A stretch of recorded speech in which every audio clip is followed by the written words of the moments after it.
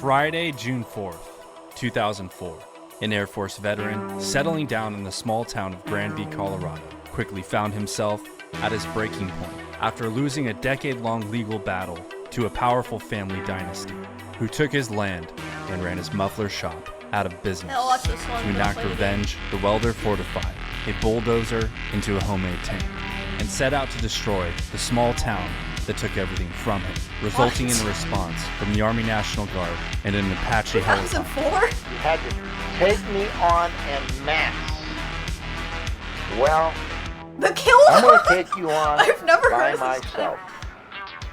In 1992, an auction was held in the small town of Granby, Colorado, in which a foreclosed 2-acre property was to be sold to individual bidders. And Cody Dochev, a powerful Colorado businessman, saw an opportunity to expand some of his business, with plans to buy and build a state-of-the-art concrete plant for his company, Mountain Park Concrete. But to Dochev's surprise, there was another man who had his eye on the foreclosed property. Air Force veteran and Granby newcomer Marvin Heemeyer, who outbid Dochev and secured the 2-acre property for $42,000 to build a muffler shop and expand his welding business.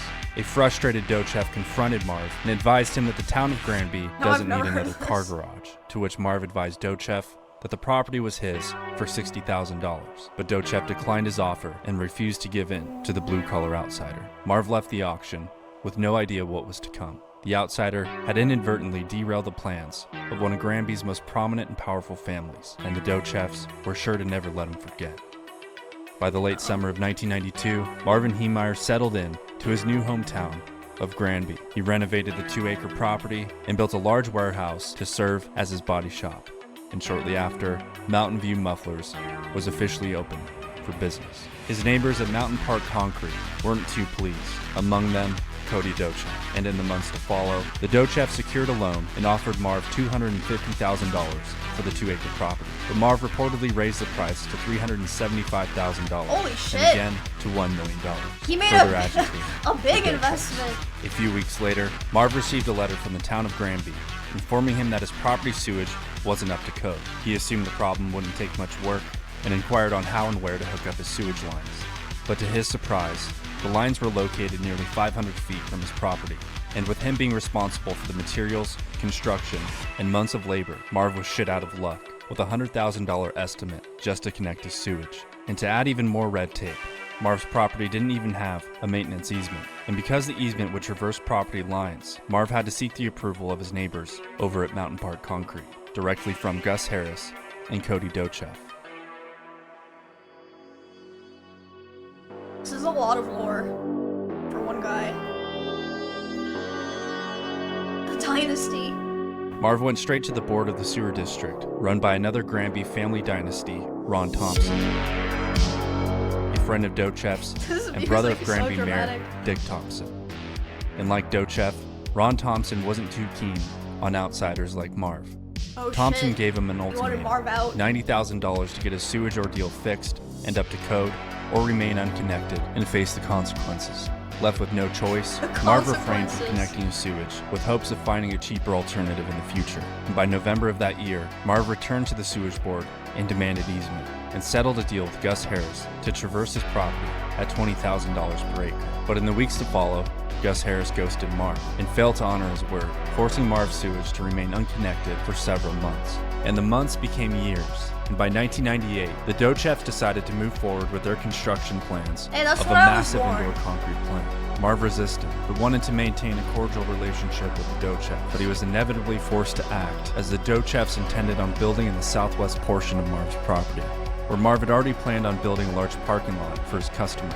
The Dochevs applied for and received a bizarre location-specific zoning permit that exempts certain plots of land from zoning laws if the purpose of rezoning falls into specific categories. And by the time he figured it all out, Marv was well past the 30-day deadline to appeal the decision. Construction vehicles and operations blocked off the only road to the muffler shop, and Marv began to lose customers. Out of desperation, Marv purchased a Komatsu bulldozer to make his own road for his customers, but he was shut down by Town Hall. And by November of 2002, a judgment was made against Marv for failing to connect his sewer line. The court ordered that the sounds muffler like shop remain closed, most and with the dough chef denying easement, stressful Marv was found in business. violation and was fined $100 a day until he connected his sewage. On November 17th of 2003, Marv wrote a check for the amount of $3,351, which he addressed to the Cowards and Liars Department, after having felt completely violated by Cowards the and dough liars. chefs and their shady political dealings. He lawyered up and took the town of Granby to court, but failed yet again and was punished for it, as the town turned around and reimposed additional fines of up to $1,000 for leaving abandoned vehicles on the rezoned property. And to add fuel to the fire, a local Granby newspaper wrote an editorial piece speaking poorly of Marv interfering with the dough chef's business, as if Marv was the bad guy. He was now stuck in a situation he had no way out of. A useless property, zero income, and his property and belongings were auctioned off. His direction and hopes for the future were, in his mind, stolen. What once was a dream became a nightmare. He truly believed that the town of Granby maliciously conspired against him, because the town of Granby perceived to have conspired against him. And that's what officials in Granby will never understand, whether or not they had malicious intent. If you carry the tools to break a man and present yourself as the villain, perception is reality. And in April of 2004, in Marv Heemeyer's reality, revenge trumped forgiveness, as he fortified half-inch steel plates insulated with concrete on the bulldozer. I have had a perfect life up until 1999, when I found out what the Thompsons had done to me in 92. And I am not going to take it. And I have to use the resources that I have, the wherewithal that I have, the ability that I have, the knowledge that I have to make this right. I am not walking away from it. Maybe I'm being a coward by doing what I'm doing, because without a doubt, I'm doing what you have done. I'm lying. I'm conspiring. I'm keeping things secret. And it's going to happen. If I would have been married, had a family, things may have gone different. They took everything from them.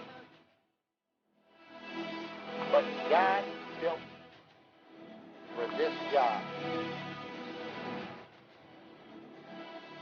You had to take me on en masse. Well, I'm going to take you on by myself.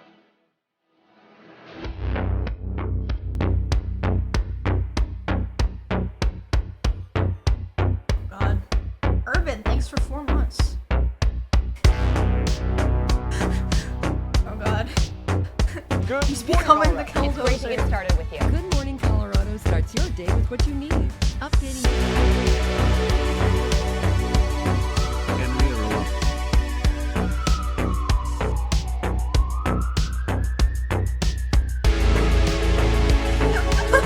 The cops are just following him. What are they supposed to do? I know it all started about 3 o'clock this afternoon. Where did he begin? Do you know? Marv took the dozer straight through the Mountain Park concrete plant. His arch nemesis Cody Dochev tried to stop the onslaught by ramming Marv's KILLDOZER with a wheel tractor scraper, but retreated once Marv opened fire through one of 3 gun ports installed on the KILLDOZER.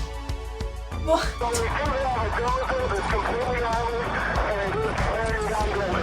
Once the concrete plant was successfully demolished, he moved on to Town Hall.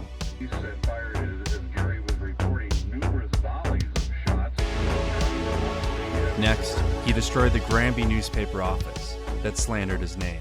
Police responded to the chaos and had no means to stop the dozer. The futile attempts to open fire and pierce the fortified shell proved useless. Police couldn't stop the slow-moving bulldozer, which was armored with heavy iron plates welded in place of windows. Using cameras installed on the top of the shell, Marv was able to maneuver and return fire toward police.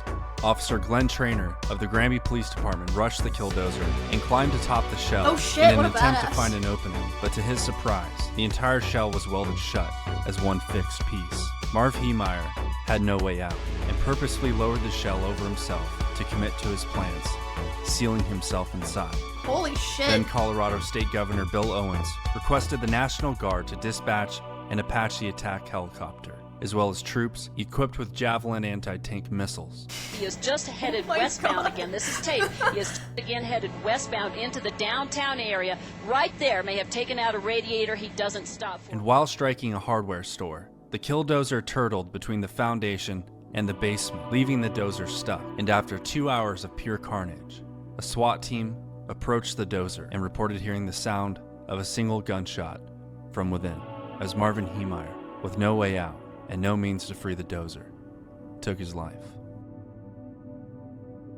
Jesus.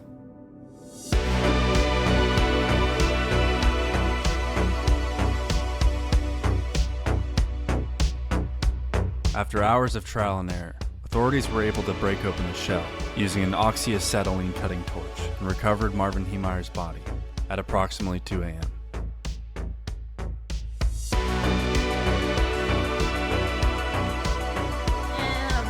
The Killdozer was demoed, and its components were destroyed and dispersed between several junkyards. The Rampage caused an estimated $7 million in property damage, and nobody was What killed is it, a fucking or injured Horcrux? during Why did the they incident, split it apart apart from Marvin Heemeyer. in different places? Leading up to the incident, Marv gave away all of his financial assets to his friends and family, and left various notes behind for his friends and his enemies. In the end, it was perceived that Marv was sabotaging Dochev's business plans, and not the other way around. And no matter how you look at it, perception is reality. What?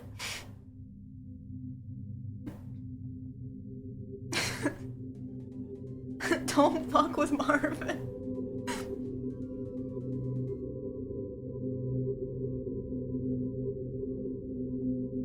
Uh-oh. Klepto, thanks for the 35 months. And Pira, 17 months, thank you. Hey guys, if you enjoyed this video, be sure to hit that subscribe button. Yeehaw, motherfucker.